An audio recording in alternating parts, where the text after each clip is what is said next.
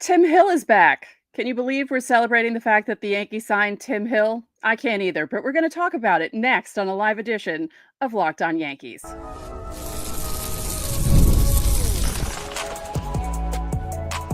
You are Locked On Yankees, your daily New York Yankees podcast. Part of the Locked On Podcast Network, your team every day.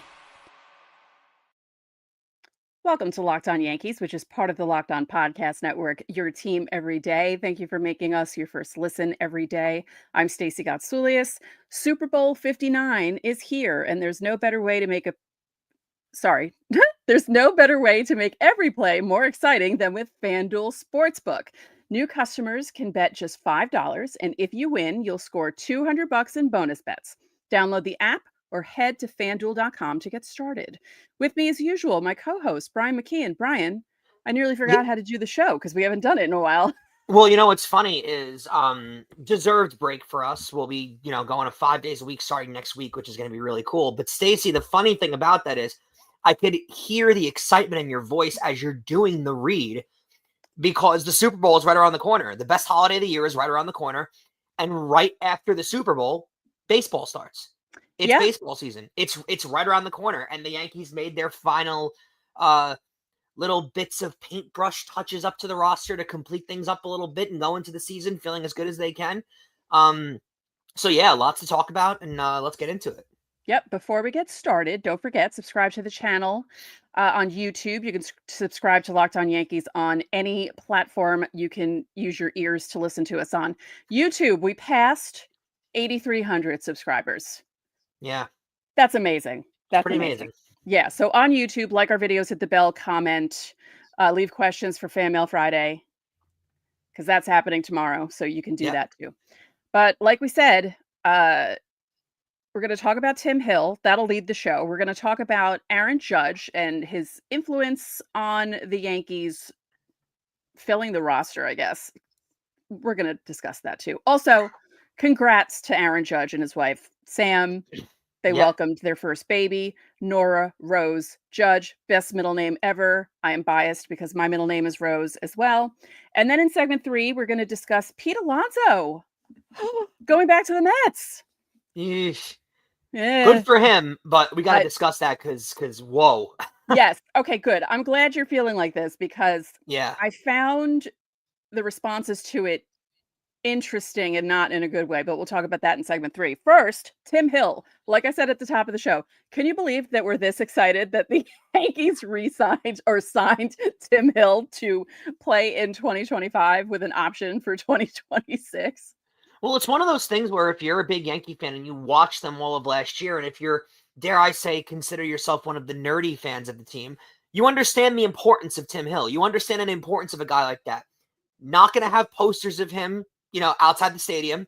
No one's walking in with Tim Hill jerseys on, other than maybe like his wife and kids. But you understand the importance of a player like this. Having a lefty specialist out of your bullpen means a lot. Getting that big left-handed out late in the game, a la Freddie Freeman, means a lot to a team. It can result in, I love your face right there, but it can result in big wins throughout the regular season. Signings like this are what stopped me from having meltdowns in June when they blow games to the Milwaukee Brewers. These are bigger signings than they seem like. It doesn't make the big headlines when it's not all over ESPN. MLB Network doesn't stop what they're doing to discuss Tim Hill being back. Right. But if you're one of the nerdy Yankee fans that really follows the team, you really understand the importance of a signing like this and the importance of having a guy like this in your bullpen. And I'll say this, it really, really rounds out the bullpen. Mm-hmm. You look at the list of bullpen relievers they had prior to the Tim Hill signing, and then you add Tim Hill to that list, and it feels a lot more impressive. Feels a lot more whole. Feels a lot more complete. Signing like this is a really big deal. Now, hopefully he gets used in the places where he should be used. We have to rely on that happening, which hasn't been a guarantee over the last few years. But other than that, Stacey, I mean, this is a big signing. And I want to say one of the underlying things, because it has not been a really good 48 hours for agents in baseball. But Tim Hill's agent, whoever it is, because I'm not really sure who it is, did a fantastic job.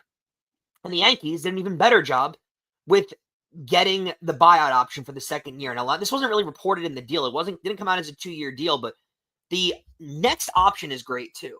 Because of how good Tim Hill was in year 1 with the Yankees, Stacey. A 2.05 ERA in 44 appearances, right? He had a 1 ERA in 10 appearances in the postseason. Really great. The underlying great part to this deal, and it's $2.85 million over 1 year.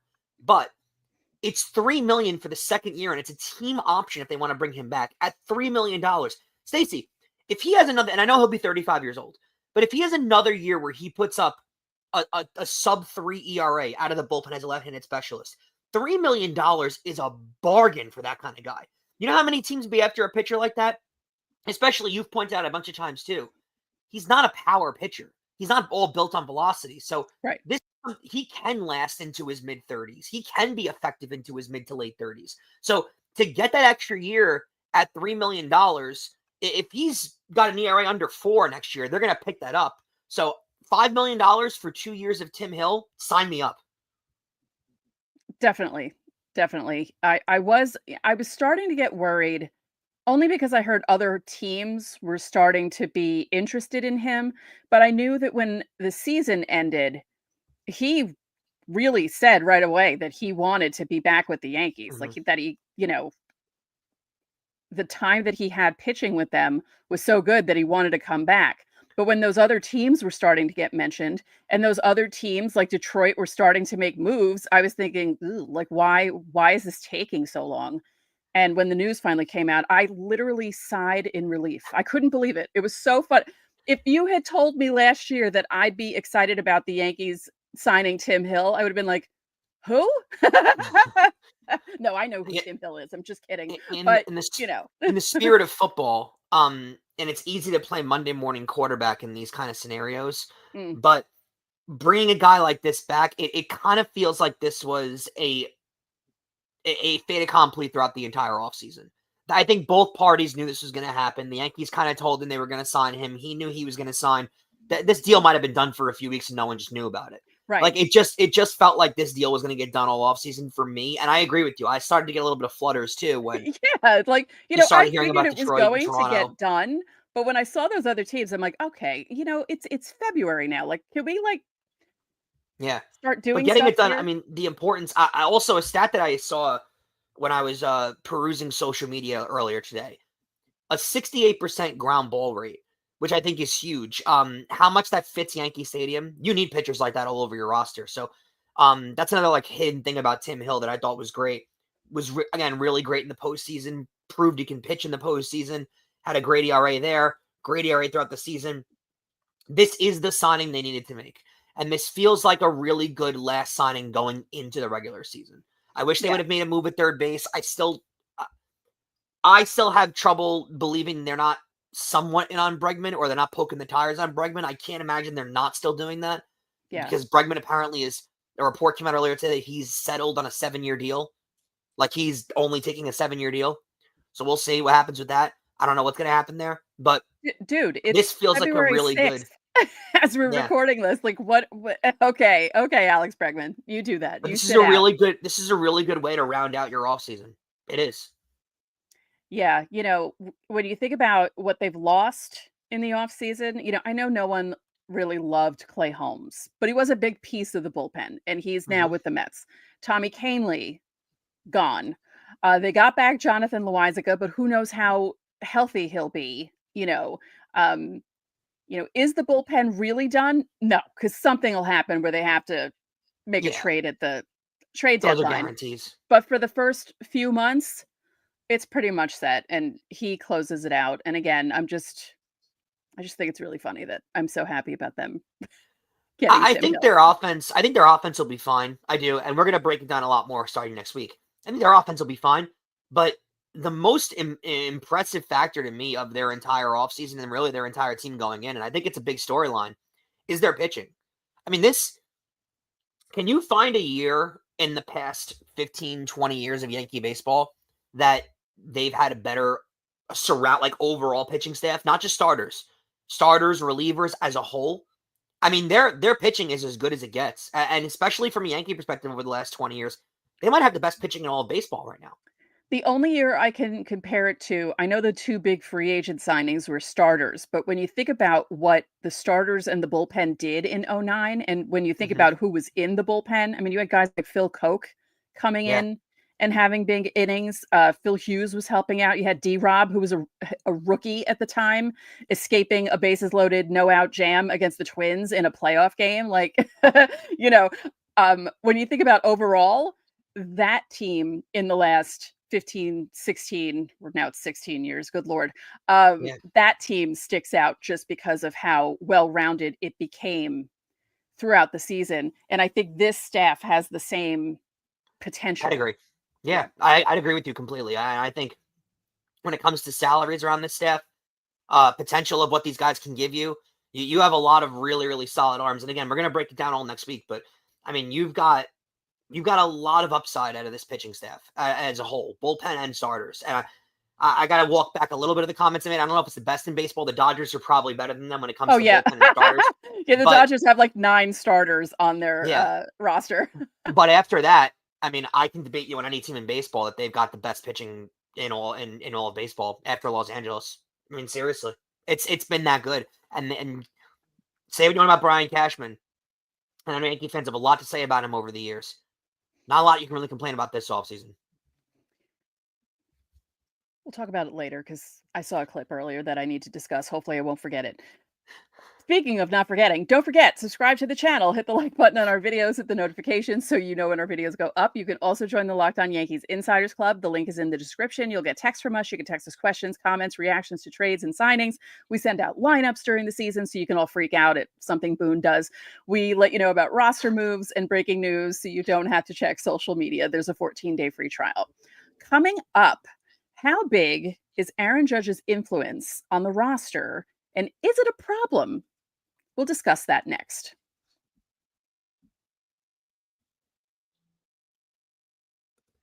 The big game is almost here, and there's no better way to make it even more exciting than with PrizePicks, the best place for daily fantasy sports. With over 10 million members and billions in winnings awarded, PrizePicks makes it fun and simple to get in on the action. Here's how it works. You pick more or less on at least 2 players' projections, and if you're right, you can win up to 1,000 times your cash. PrizePicks even has a free pick for the big game where Patrick Mahomes only needs to throw 1 yard for you to win. Pair that with one more correct pick, and you're cashing out. Now, guys, I'm all over Super Bowl bets, right? In game, it's the best holiday of the year for me. But there's no better place to get it done than with PrizePicks. You can get everything possible on there, and it just creates a little more sauce to the game. And with everything else on the table that day, who doesn't need a little more sauce? Check out the promos tab to tail any of the super sweet Millie winners, big game lineups. If you tail a lineup that goes 3 for 3, you can win a split of $1 million in promo funds. Who couldn't use that? Download the app today and use code ONEWORD LOCKEDONMLB to get $50 instantly after you play your first $5 lineup. That's code ONEWORD LOCKEDONMLB for $50 instantly after you play your first $5 lineup. PrizePicks, run your game. And thanks again for making Locked On Yankees your first listen. Remember that every Friday is Fan Mail Friday. You can leave questions underneath our videos during the week, or you can join the Locked On Yankees Insiders Club. That gets everyone top priority during Fan Mail Friday. That link is in our description.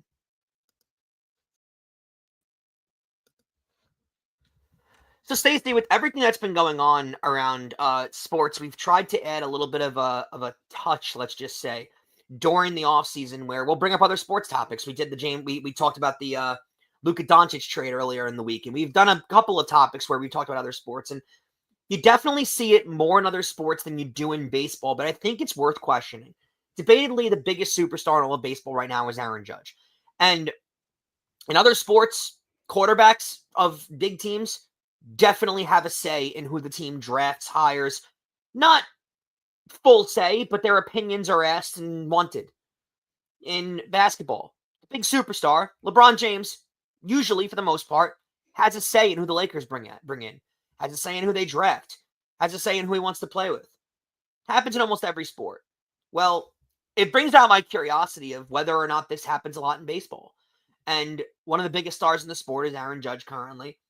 And I wonder what you think, and I know you're kind of wondering what I think. How much influence, if any, does Aaron Judge have on this roster building? Does Aaron Judge, is he asked questions on who he'd like to be brought in? Is he asked before they bring someone in, how do you feel about this? I wonder what you think first, and then we'll discuss how different we feel. I think he is, because he's the highest paid player and the captain of the team. I know that there was an instance last season where they asked him about DJ LeMahieu, and he basically was like, no, don't get rid of DJ LeMahieu. Like, don't, And we saw how that worked out because, DJ LeMahieu didn't play in the playoffs. I don't know. I think he might have a bigger influence than we think, but not as big of an influence as other players in other sports have. Does that make sense? Like, there is an influence there. I believe he has an influence.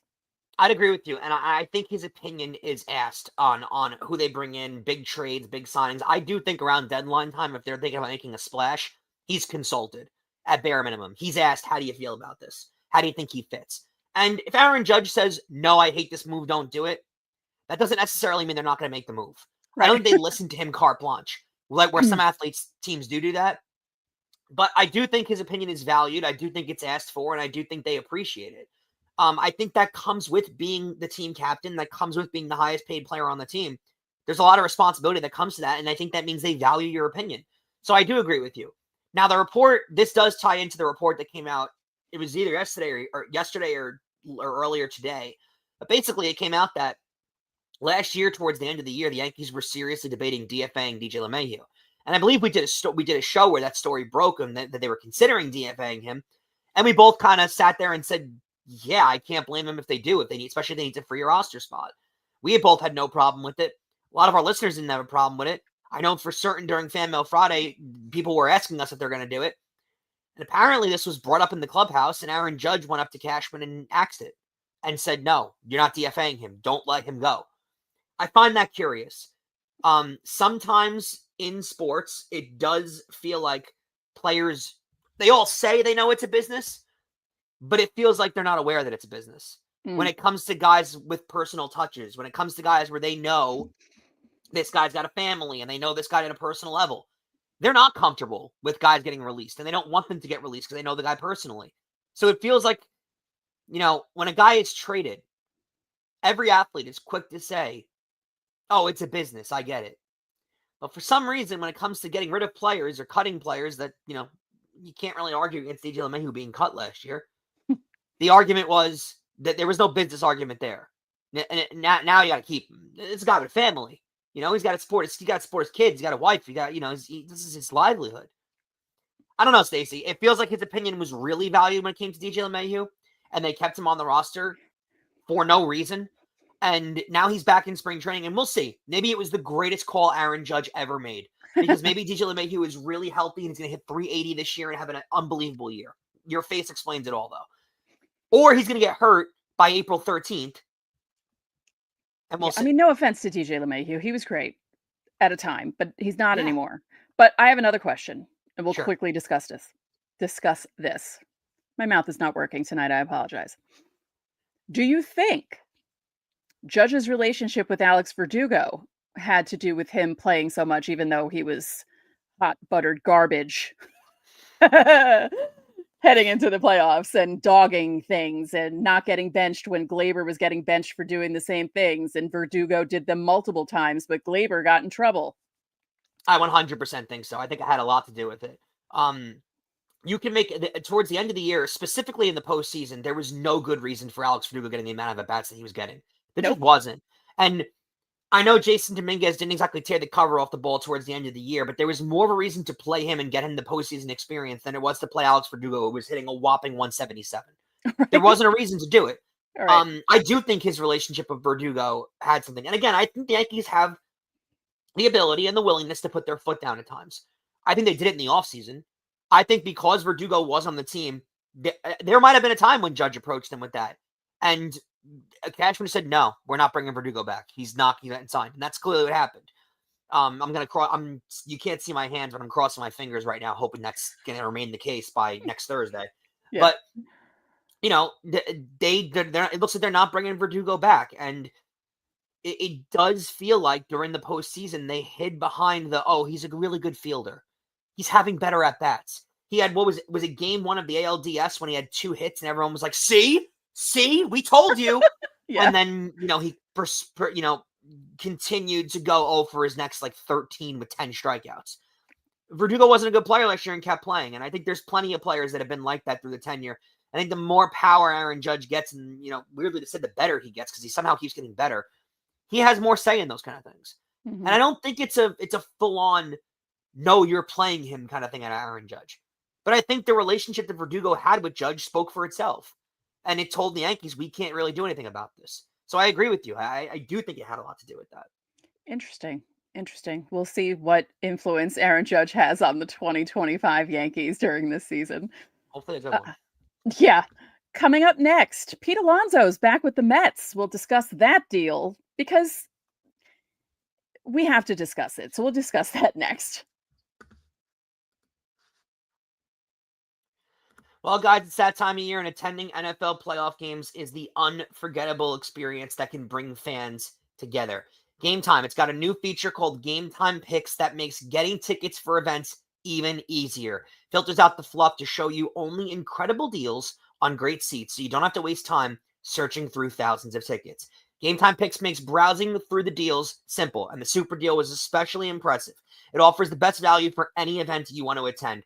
Concerts, you want to go see Taylor Swift, you want to go see Shinedown, you want to go to football, baseball, hockey, Gametime has it all. You can view, the app's feature has view seats where you can buy and see all-in pricing with no surprise fees at checkout. How simple is that? It makes the experience smooth and reliable. Plus, the on-time ticket delivery and lowest price guarantee, that gives me peace of mind. Take the guesswork out of buying tickets with Gametime. Download the Gametime app today, create an account, and use code ONEWORD LOCKEDONMLB for $20 off your first purchase. Terms apply. Again, create the account and redeem code LOCKEDONMLB for $20 off. Download Gametime today. Last minute tickets, lowest price, guaranteed.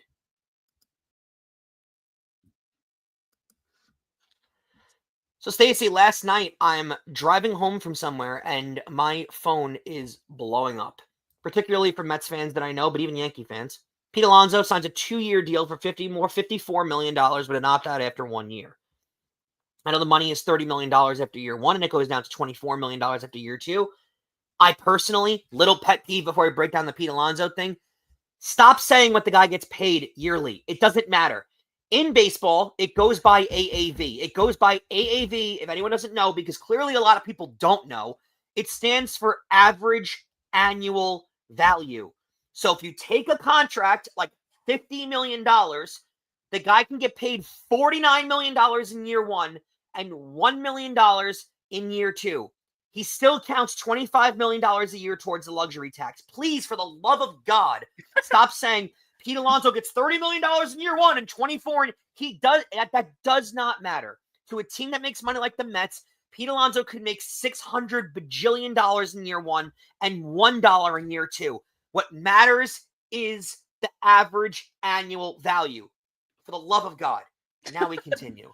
It annoys me so much, Stacey, because all you do when you hear sports talk is about how much the guy got in year 1. And the year 1 and year 2 in baseball does not, it matters in football with no guaranteed contracts, for sure. In baseball, it does not matter what they get paid in year 1, year 2, year 7, year 9. None of that matters. What matters is what your average annual value of the contract is. That's what counts towards the luxury tax. That's what big teams care about. So now that I cleared that off my chest, because I need to get that one out, it feels like, personally, honest to God, and I think you're going to feel the exact same way knowing you as well as I do, the Mets got fleeced in this deal. The Mets got Pete Alonso got fleeced in this deal.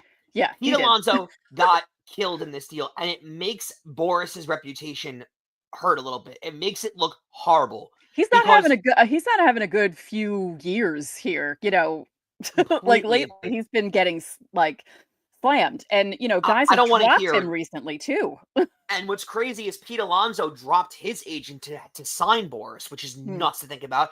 And Boris didn't exactly do Pete well on this one. And I want to say this too. can we stop saying as a response to Boris has not had a good few years as, oh, well, he got the Juan Soto deal done. A traffic cone could have got the Juan Soto deal done. I could have gotten the Juan Soto deal done. Come on. That's not, he doesn't get to hold that one on the mantle and act like he achieved something there. Pete Alonso turned down a 7-year deal last year for $154 million. Okay, Pete Alonso turned down a 3-year deal earlier this offseason for $90 million. He now signed for 2 years, $54 million. It's got an opt-out after year 1. It is a player option. So basically what that means is if Pete Alonso hits 50-something home runs this year, he's going to opt out and try again next offseason. And if Pete Alonso hits 6 home runs and hits 200 this year, he's going to opt in and take his $24 million and probably end his career with the Mets. That's probably what happens. This was played out, and we are certainly not a Mets show, as you can tell by our colors and logo and everything like that. But this was played out perfectly by the New York Mets. And I wanted to spin it into a little bit of a thing because Yankee fans get this way too, Stacey. Every time there is a big free agent out there, a Juan Soto, an Aaron Judge, a Garrett Cole, name the player, and fans preach, and we've certainly heard it on this show, pay him what he wants. He's so good. Just give him what he wants. What's the extra couple $1 million? Just give him what he wants. We often forget that these owners are running a business. And these billionaire owners, while they have all the money in the world, they didn't get to the spot that they're in by spending it recklessly. They got to the spot they're in where buying value. That's what they do. And Stacey, I can't remember a negotiation where it was handled more perfectly than this. Even the Aaron Judge negotiation that went pretty far, a little too far for our comfort. Even that one, Aaron Judge and Hal Steinbrenner had a phone call at the last minute where the price was upped a little bit. This isn't the case. The price went, they knew depreciating value of an asset, and they let it drop, and they let it drop, and they basically dared Pete Alonso up until the final minute. Go play in Toronto. Have fun. Go play in Detroit. Go play with whoever is secretly, going out there for you. And Pete Alonso, they knew, didn't want to do that. They knew he wanted to be a Met. They knew that he was going to value hitting behind Juan Soto. And odds are, he might have a really good year next year. And the Mets made the perfect signing because they gave him the 2-year deal. He's got a little bit of security where if he has a bad year, he can re-sign. But odds are, like Aaron Judge last year, hitting behind Juan Soto is going to do wonders for Pete Alonso. He's going to see a lot more pitches to hit. He's going to always have a guy on base. It's going to do a lot of wonders for Pete Alonso. Because of that, it could result in Pete Alonso opting out, getting a big deal from some other team that thinks now is the time to pay him, probably the Anaheim Angels, and they'll wind up going after Vlad Guerrero Jr. and giving him $1 zillion in next year's offseason. It feels like I can't remember a negotiation that the team played more perfectly than this in the last couple of years, to be honest with you. So it's good for him because he's going to be hitting behind Soto. But was it really good for him? Interesting. Explain. You know what I mean? Like, I don't know. Like, wouldn't you be embarrassed if you were Pete Alonso? Like, it's free agency. I know John Heyman said that there was something out there, but we didn't hear anything about that. Like, there was nothing really, like, you didn't hear about too many people really being interested in Pete Alonso. Wow. And I think he may have had this vision in his head that these other teams would help drive up the price for him to come back to the Mets, and that didn't happen at all. Yeah, no, he got. Not a lot of people were interested in him, unfortunately. Yeah. It hurts that he's over the age of 30. It doesn't help. Getting a long-term deal is not going to. It shows that he should have took the money when he got offered to him. And I do think overinflated expectations for the deal you were going to get doesn't always help. I don't know if this is a Boris push narrative publicly or it's an Alonso thing, but it could be a Met fan thing too. I think Pete Alonso is often talked about in a lot higher of a regard than he actually is as a player. And that's not me saying Pete Alonso is not a good player. Right. I do think there's a spot for him in a lineup. But at the end of the day, Stacey, he's a below average fielder. He doesn't hit for a lot of average at all. He strikes out a ton. And he's got power. But that's what he is. He's a power hitter. That's it. He's not Prince Fielder, who could also field this position, who could walk, who hit for average. He's not. And also, Prince Fielder was putting up 50 home runs and 130 RBIs a year. Alonso doesn't do that every year. He doesn't. And that's not me sitting here saying Pete Alonso's not a good player. There's a spot for him on a team. Clearly the Mets think so. So I'm not sitting here saying that. But it does feel like because of that 2017 rookie year where, he took the New York by storm and Aaron Judge took New York by storm and they were both battling out and having these great years. It feels like Pete Alonso got classed into this place with Aaron Judge. And it almost feels like the more success Aaron Judge had, Pete Alonso and Pete Alonso's agent grouped himself in with that same status. And the way it really worked is they were both on the same trajectory coming in, and Aaron Judge had a really, really, really good career and then won MVPs and became an amazing player. Pete Alonso kind of just got a little bit better.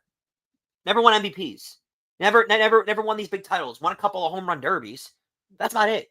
And it feels like when you overinflate yourself as a player, you don't realize that, when you hit free agency, it's going to humble you a little bit. So yeah, he's going to walk into Port St. Lucie next week with his tail between his legs.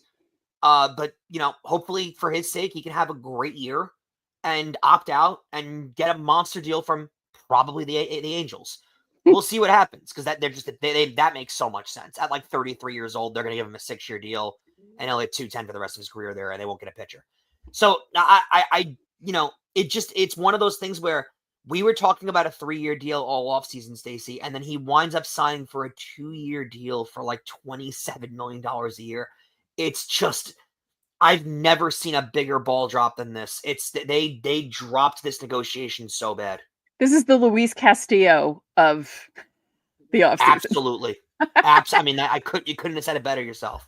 Now, the one quick thing I will say about Cashman, I saw some clips on Instagram because Michael Kay was interviewing him, I guess, for, I don't know if it was a spring training preview show or what kind of show it was on Yes, but he was interviewing him. Mm-hmm. And he asked him about Dominguez and Dominguez playing left field and how Dominguez isn't comfortable. Kay was saying this, how Dominguez isn't really comfortable in left field. And Brian Cashman was like, yeah, we're not really sure what we're doing with Dominguez, but, I'll trust Booney when it comes to this. And I'm like, oh, God, like just. I think Dominguez, for my perspective, they don't want to put too much pressure on him. Sure. They don't want to walk into the season saying, oh, we love what we see out of left field, and then he has an error in the first game. And no, my problem was putting the trust in Booney because. Well, yeah, I agree with you. I think they're gonna have to go, and they're gonna deal with growing pains in left field. They will, but the rest of their outfield is really short and really solid. It is. I mean, Judge is an elite right fielder. Bellinger's an elite center fielder. Yankee Stadium left field will be tough for Dominguez, but he's a really good athlete. People forget that Dominguez is an elite athlete. They just got to work with him in Tampa, because especially Tampa with the sky in Florida and the lower stadium, you have more sky to actually practice with. So if they just practice with him in left field, by the time the season begins, he should be okay if they keep drilling and drilling and drilling. I mean, who knew that when they moved A-Rod to third base? Like you knew because he was a natural athlete, but it's not that easy to go from shortstop and playing shortstop all that time to go to third base. And they brought Greg Nettles in, who was unbelievable. The game in this, was it the 78 World Series where he had like a bunch of different plays at third base. If that game was in New York, I think it was. My dad was at that game. I think he told me he was at that game. Who knew? A member of Stacey's family was at a major Yankee game. Couldn't have guessed that one. Didn't see that one coming. Shocking. Also, my cousins were at the Chris Chambliss walk-off game in 76. Of course they were. Of course. Yeah. Anyway, so if they bring someone in who can help him out, like, I really wish the Yankees didn't mess around with Brett Gardner so much and just let him go. Because I don't think he's coming back. No, he's not. Yeah. Who else played left field? I mean, I know Nick Swisher will be there with a bigger role with the team this spring. I know he played right field. Matsui? Matsui could. I mean, it's a corner outfielder. That's what you're looking for, I think. And Nick Swisher could be a help. Matsui could be a help. He's an advisor. He could be there. Regardless, Dominguez, I believe I saw a report that he's scheduled to be down there sometime next week. So you're talking about a full month and a half of preparation for him to get used to left field. And they'll handle it with kid gloves. They're not going to throw him in there immediately and expect big results. Right. They're going to handle it, the way they should, hoping that by the end of the season, he'll be able to be up to par as a good left fielder in this league. Let's not forget that Dominguez is an elite athlete out there. Also, other Dominguez news, he did change his number from 87 to 24, joining a long list of 24s with the Yankees. There's a lot of guys that have worn 24 with the Yankees. A lot of guys. The last one was Verdugo. Hopefully this goes better for Dominguez wearing 24. It's a lot of guys, though. Jeez, I feel like let's bring back let's bring back the Tino 24, Robbie right? Cano 24. Yeah, let's bring back that vibe. Let's bring 24s and 55s. Too many of them for the Yankees. Yeah. All right. This is our last week of our off season. Next week, we're back to 5 days a week until they're knocked out of the playoffs. Yep. It's going to be a long one. Yeah. So just giving you the programming update. So yeah, next week we're back to 5 days a week. I mean, we were doing 5 days a week for a few weeks there in January, but we took a bit of a break this week. And we'll be back to 5 days a week. And I believe we still need to do AL East against NL East with regards to... That will be next week. Yeah, we have to do that next week. So we'll do that because we already did Central. We already did West. If you guys want to check that out, just look through YouTube and you'll find it. It's in our list of videos. So thank you for making Locked On Yankees your first listen today. For your second listen, you can find Locked On MLB. Baseball guru Sully brings you a daily blend of humor and baseball. He keeps you updated on every rumor and story throughout the offseason.